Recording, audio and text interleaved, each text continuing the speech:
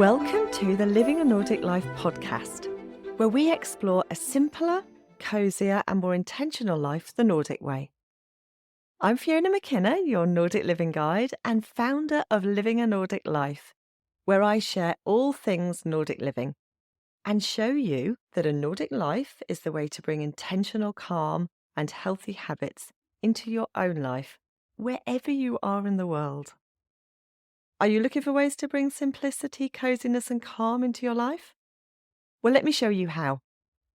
Visit the Living a Nordic Life website to explore how I can help you on your journey to simple, healthy and happy calm, the Nordic way. You can subscribe to the podcast right here. And if you want regular inspirational emails sent with love from Norway and straight to your inbox, don't forget to subscribe to the Living a Nordic Life newsletters. And so now let's dive into our episode. Hello, let's talk about starting the new year and starting the new year with some Nordic sustainability. I've decided this year that I'm going to focus a lot more on sustainability, even though it's something that as a family we do. And I think it's something really that is focused on very much here in the Nordics. But I want to talk to you about that and how you can bring it into your own life. The beginning of the new year is a natural moment for reflection, isn't it? For intention setting and to start afresh.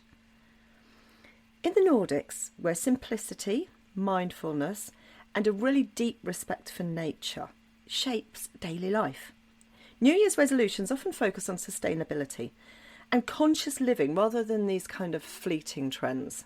However, I have to confess that I am not one for New Year's resolutions. I used to be. And I never managed to fulfil them. I'd rather take small, meaningful steps, things that I know will stick and that I won't give up on after a few weeks. It might only be some tiny thing, but it can make a difference. And my own life is one of as much sustainability as possible. We grow our own fruit and vegetables, we have chickens and guinea fowl, and we make our own compost from what they produce without putting too fine a point on it. And that goes back into fertilising the garden. But sustainability is not just about being closer to nature and the seasons, although that is wonderful. And if you can follow the seasons by eating seasonally, for example, then that is sustainable and that's brilliant. But it can also be about things that we buy, how much we waste, and making changes that align with our own values. Because what I think is important, you might not. You might rather go to a farmer's market than grow your own fruit and vegetables. Personally, I get a great amount of joy from going outside and being able to pick tomatoes or herbs or some fruit or whatever it is we're growing at the time. So anyway, how can we bring this into our own lives wherever we are and whatever our walk of life is? Because although I'm talking to you from here in Norway, and we have a big garden and we have a big vegetable patch and we have all these things that we grow, you might not live like that. You might work in a city and have very little time and have just a windowsill, for example. But you can still do some things, believe me, because I've been there as well. Embrace minimalism. Less is more. Well, actually, maybe not less is more, but more is not always better. I think that is maybe what we need to focus on. Nordic culture celebrates minimalism, doesn't it? Think about Nordic design, everything's very simple. IKEA comes to mind, doesn't it, straight away? Very simple lines and very minimalist, but functional. But not just as an aesthetic, but also as a lifestyle. The principle is simple. Surround yourself only with what you truly need, love, or use. At the start of the year, you can take some time to look closely at your belongings and declutter intentionally. Don't just grab stuff and think, oh, I don't want that, I'm just going to chuck that out. Ask yourself, does this item serve a purpose? Does it bring joy? And does it support my life sustainably? Another question that I always ask myself is, when did I last use that? If I haven't used it for a year, there's probably a really good chance I'm not going to use it. And often when you look at things, you think, now, when did the last time I even took that out to use it or wear it or whatever it happens to be. And when you think about it carefully, it might be 2 or 3 years. So do you need that item? Probably not. But this isn't just about a one-time purge. It's about creating lasting habits. Think about donating, repurposing, or recycling items thoughtfully. You can sell them, bring in a bit of cash. What's wrong with that? You can donate them to a charity shop or a thrift store, or you can even advertise them and give them away. I've been doing that this week actually with a lot of toys. We had such a big clear out of toys that the kids didn't play with. Well, the teenagers obviously not, but not Mia either. And things that she had played with a few times and really, they weren't really her. And I gave a lot away. And that brought us a lot of joy as well, because the people who took them were delighted. And a lot of these things were in beautiful condition, some almost new, I have to say. But by decluttering and reducing clutter, you reduce waste. You save energy. And you maintain your home a bit, don't you? And you cultivate a calmer, more intentional environment. Because once you've got rid of that clutter, you can see what you've got. And actually you find that your mind calms just a little bit. Give it a go. Maybe try in one room. Don't try and do everything at once. That's not going to work. But, try doing a little bit and see how that feels. And if you even miss these things, because you probably won't. Mindful consumption is another one. Sustainability in the Nordic style extends to everyday consumption. We think about this a lot, actually, especially about electricity. We talk about it. It's a bit like everybody talking about the weather in England. Here we talk about the price of electricity. And in Denmark, Sweden, Norway and Finland, people are conscious about what they buy, focusing on quality over quantity. That's really important. And also prioritising local and seasonal products. That's something that we try to focus on very closely. Farmers markets are a good place for that, because anything that looks great in a farmer's market, fruit and vegetables, or meat as well, actually, or cheese even, is going to be something that has been grown locally and seasonally. If it looks a bit wrinkled and a bit, gosh, that looks like it's travelled quite a long way, there's a good chance it's not. So raspberries in February, it's probably not going to happen in the Northern Hemisphere, is it? But you see this reflected in old traditions as well. Those traditions that honour seasonal food. Foods that are in season and that are at their best, like cabbages and lamb, for example, are at their best in Norway when it celebrates its national dish of fårikål, which is in September.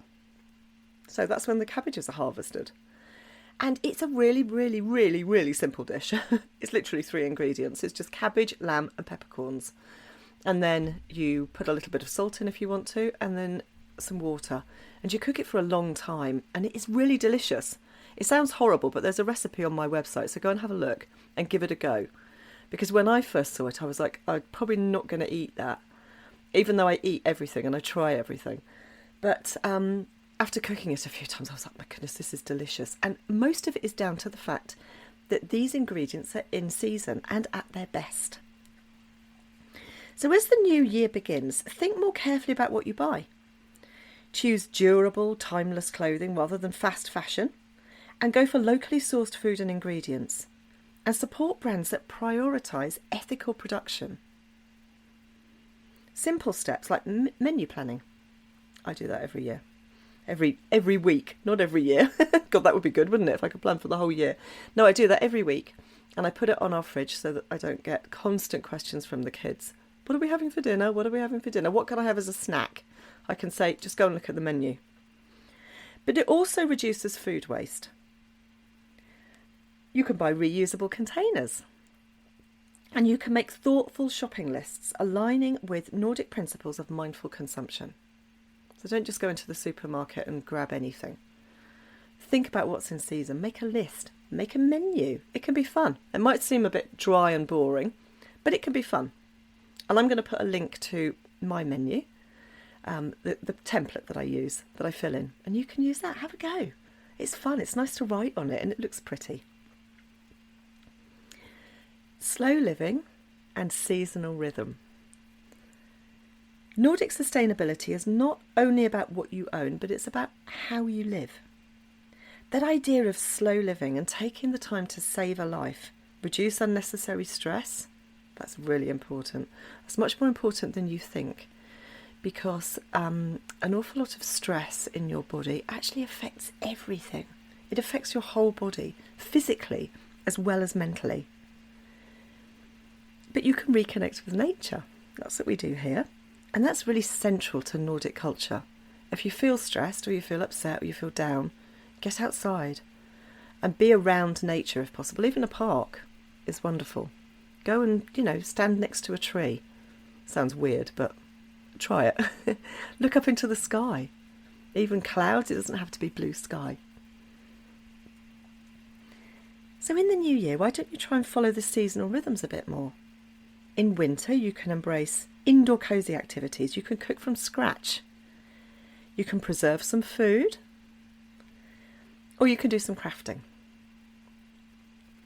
In the warmer months, we spend time outside. We walk, we cycle, we do some gardening. That's where I spend most of my time. And by adjusting your lifestyle to the natural seasons, you reduce energy consumption and you connect with your surroundings, and it cultivates a sense of balance. You feel like you're more in balance with life. There are some eco-friendly home practices you can try. And being at home or at home is the perfect place to start with some of these kind of Nordic sustainability principles. You can start the year by evaluating your energy use. We do that all the time, I have to say. And finding little ways that you can make changes. Use LED lighting. If you're in Europe, then there's a good chance that you can't buy those kind of old-fashioned light bulbs anyway, because they gave up too much energy, didn't they? But LED lights are brilliant because they last for so long. They never seem to go out, do they? You can unplug electronics when they're not in use, and you can optimise your heating efficiently. Scandinavian homes, as you know, often incorporate natural materials like wood and stone, and they're both durable and environmentally friendly. In fact, most of our houses are made of wood. But they also look and feel lovely, don't they? Those things, those natural materials feel warm and tactile, and you want to touch them. You can add plants to your living space. At this time of year, I bring a lot of my plants inside. The big ones go into the basement, I have to say, where they seem to be okay. I mean, they don't get an awful lot of light, but it's not as hot as it is inside. And I couldn't have palm trees and things inside, which I do have out in the summer. But the smaller ones I bring in. And it's really nice because it brings a little bit of greenery into the house. And I have them in some very old Victorian plant pots, which are about 150 years old, some of them. These small plant pots. And I really like the look of that as well. So, 2 things. You could do that. Go and buy a plant. Even small adjustments, like reducing single-use plastics, composting food scraps. You don't have to have a whacking great compost heap like I've got. I've got 2 enormous ones, but bear in mind that we have chickens and I grow a lot of stuff. So, I mean, even those are not really big enough. But you can get these little tiny, I think it's called kabashi, compost bins, and they don't smell. And they have a very clever way of composting. And you could get that. And then if you've got indoor plants, you've got a little bit of compost for them as well. You could choose eco-friendly cleaning products. And all of these things contribute to a more sustainable lifestyle. You could try cleaning with things like vinegar and bicarbonate of soda. It's eco-friendly. That's what I use a lot. In fact, it's brilliant. If you've got something, some grease somewhere, or the bathroom doesn't look as sparkling as it should be, white vinegar, cheap white vinegar, and bicarbonate of soda, baking soda. It's amazing. It all bubbles up everywhere. It's really nice to use as well. And it just cleans, and it's incredible. Mindful travel and transportation. Here in the Nordics, they're leading sustainable transportation with cycling, walking, and public transport. And that's kind of the preferred way to get around. But I do have to say that public transport is very well organised. Everything arrives on time. And for me, it's a little bit of a shock because in England, it doesn't. In the village that we used to live in Dorset, in southwest England, I think there are 2 buses a day. So that's crazy. And sometimes it won't come at all. So you can be standing there. You might be standing there for an hour waiting for it, and it just doesn't come. Whereas here we have, in the village, which is about the same size here in Norway, We have about 3 buses an hour. It's mad, but absolutely fabulous. So in the new year, you could try and adopt some similar habits. You could try commuting by bike, if that's possible, or even just getting on your bike. You could walk a bit more. You could walk to the shops instead of getting in your car if it's 5 minutes down the road. It's tempting, I know, but you could try walking. Or you could try combining trips to reduce car use. If travel is completely necessary, consider trains or buses. And they're sometimes much more exciting than short flights. You get to see an awful lot more on a train. There's something really old-fashioned and kind of slow living about it. It's lovely. Or you could choose destinations that prioritise eco-conscious tourism. And lots of them are giving back into the local economy as well. That's really important. And maybe also if you do go to places, try getting out of the resort. Don't go there and just sit on a sunbed by the pool and just buy everything from the hotel. Go out. Spend your money in the local shops. Give money to the people who are living around. It's really important. But even small changes in travel habits, like carrying a reusable water bottle or avoiding disposable packaging, even those can make a difference and make an emphasis on our footprint on the environment. Intentional goals and reflection. It's not about perfection. Put that to one side. Perfection is just a way of procrastinating, and I can't do that because it's not going to be perfect. Ignore that. We're looking for intention and consistency, and that can be imperfect. Just start now. Start now, get it done. Start the year by setting realistic, measurable goals that promote environmental responsibility and mindful living. So, you might want to reduce your household waste by 25% over 6 months. You might want to recycle it. You might have to recycle it like we do here. But you might also think to yourself, I'm actually going to try and do that. Measure it. That can be fun, actually. How many bags do I put in the bin? Can I reduce that? Decide to eat one meal a week, that doesn't contain meat. That's easier than it sounds, actually. If you're a big meat eater, it's easy to substitute it with something else. Mushrooms are always a great substitution, I think. Or you can try adding mushrooms to things and not putting quite so much meat in.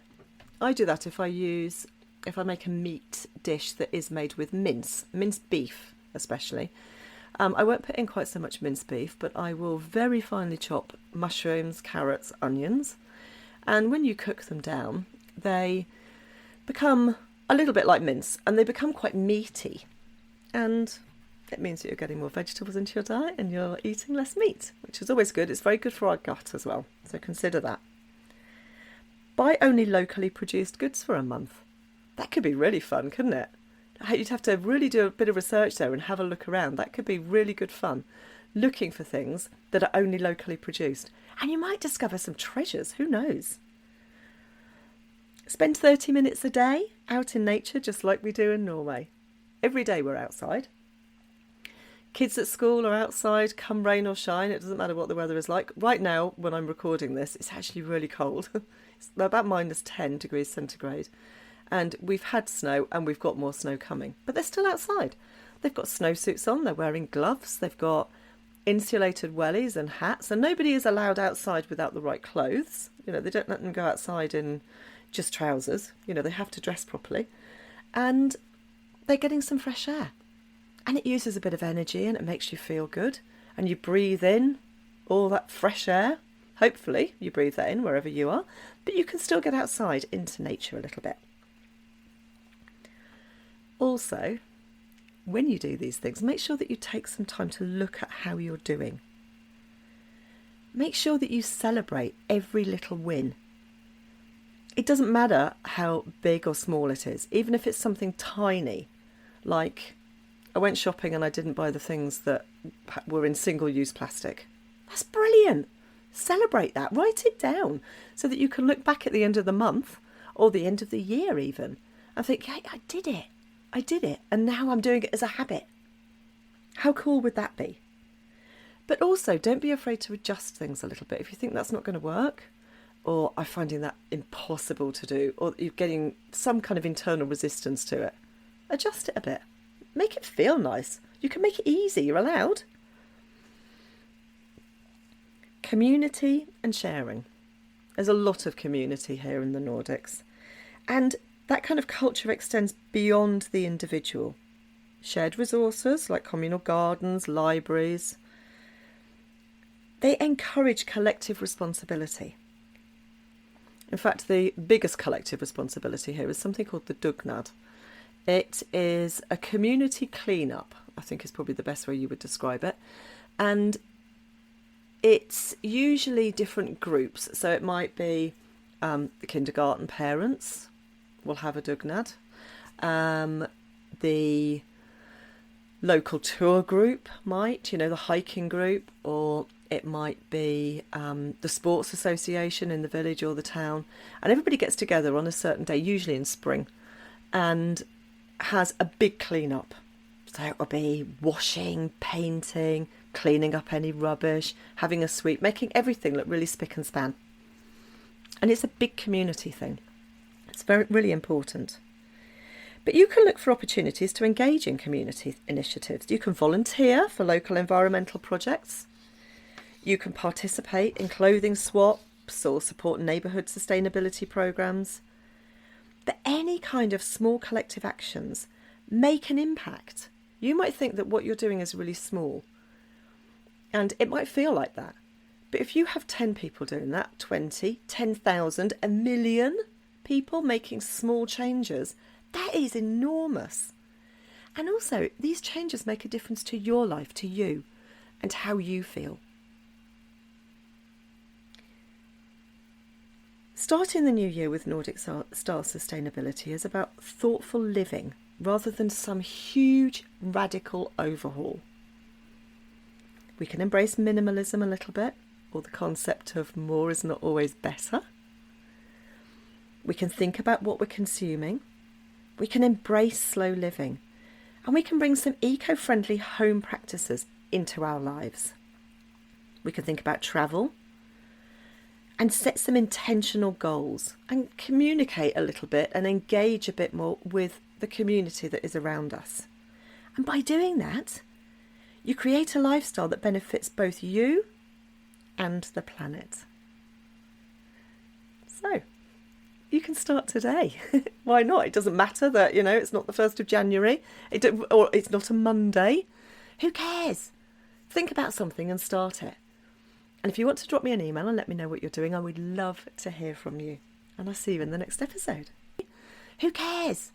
Think about something and start it. And if you want to drop me an email and let me know what you're doing, I would love to hear from you. And I'll see you in the next episode. If you've enjoyed this episode, please subscribe to the Living a Nordic Life newsletters so you can get an email when I release a new episode.